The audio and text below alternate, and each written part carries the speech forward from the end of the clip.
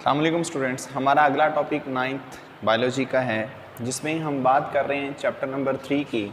आज का हमारा जो टॉपिक है वो है कंजर्वेशन ऑफ बायोडाइवर्सिटी।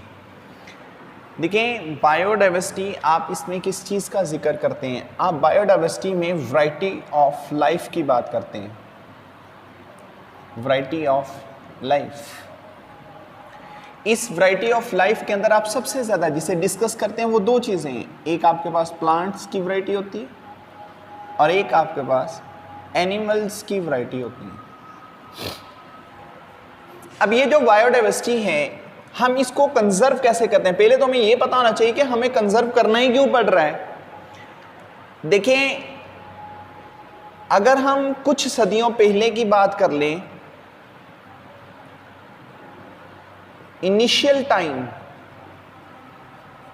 उस वक़्त जो इंसान की पॉपुलेशन थी, ये पॉपुलेशन इतनी ज़्यादा नहीं हुआ करती थी। ये पॉपुलेशन कितनी थी? अप्रॉक्सीमेटली 5 मिलियन के करीब।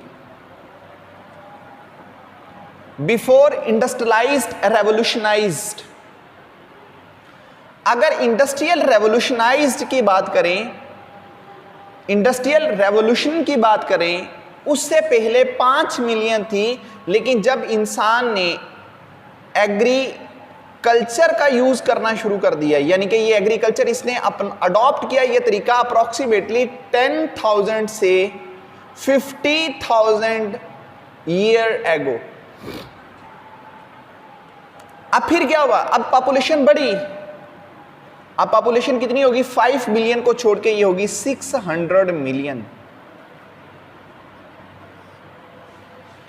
अब जब पॉपुलेशन यहां से यहां इतनी पॉपुलेशन बढ़ती है, इस पॉपुलेशन को मेंटेन करने के लिए इसे डिफरेंट असल में फैसिलिटीज दी जाती हैं।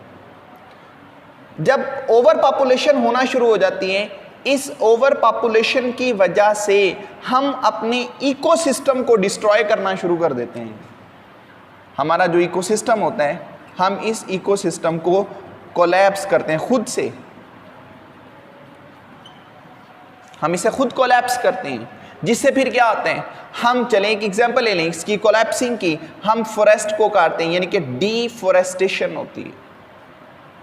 जब डीफॉरेस्टेशन होती है, फिर क्या होता है? फिर ऑर्गेनिज्म या तो इंडेंजर्ड हो जाते हैं या फिर वो एक्सटिंक्ट हो जाते हैं।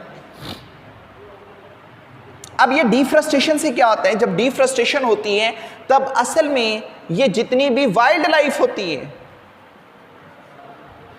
अब ये जो जंगली हयात होती है, इस जंगली हयात में हमारे पास प्लांट्स भी होते हैं, इसी जंगली जिंदगी के अंदर हमारे पास एनिमल्स भी होते हैं, वाइल्ड लाइफ।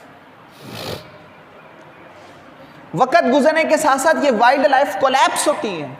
जब ये कोलैप्स होती है, फिर हम ये कहते हैं कि हमारे माहौल के अंदर कुछ जो जानवर हैं, कुछ स्पीशीज इंडेंजर्ड हो चुकी हैं और कुछ स्पीशीज एक्सटिंक्ट हो चुकी हैं।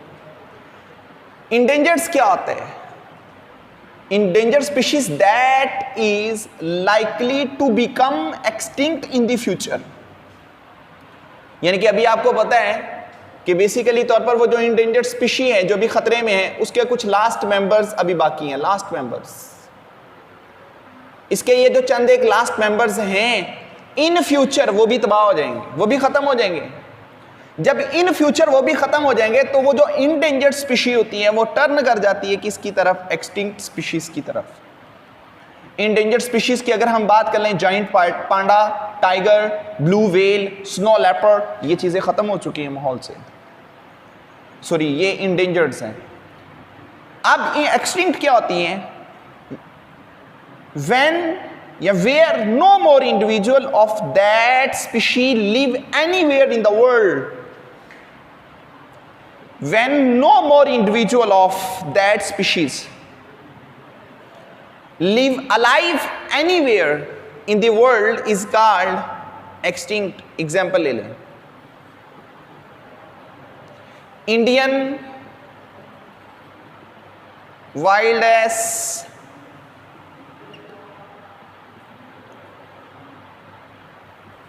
वन हॉर्न राइनोसिरस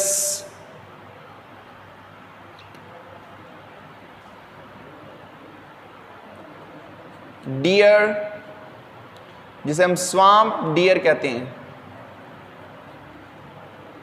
ये वो असल में एनिमल्स हैं जो माहौल से अब नापैद हो चुके हैं, खत्म हो चुके हैं। तो ये असल में किसकी वजह से खत्म हो रहे हैं? ये खत्म हो रहे हैं इंसानी एक्टिविटीज की वजह से, इंसानी सरगर्मियों की वजह से। जब ह्यूमन बीइंग्स की एक्टिविटीज बढ़ती हैं, फिर वो जंगलों का रुख करते हैं, डिफरेस्टेशन करते हैं।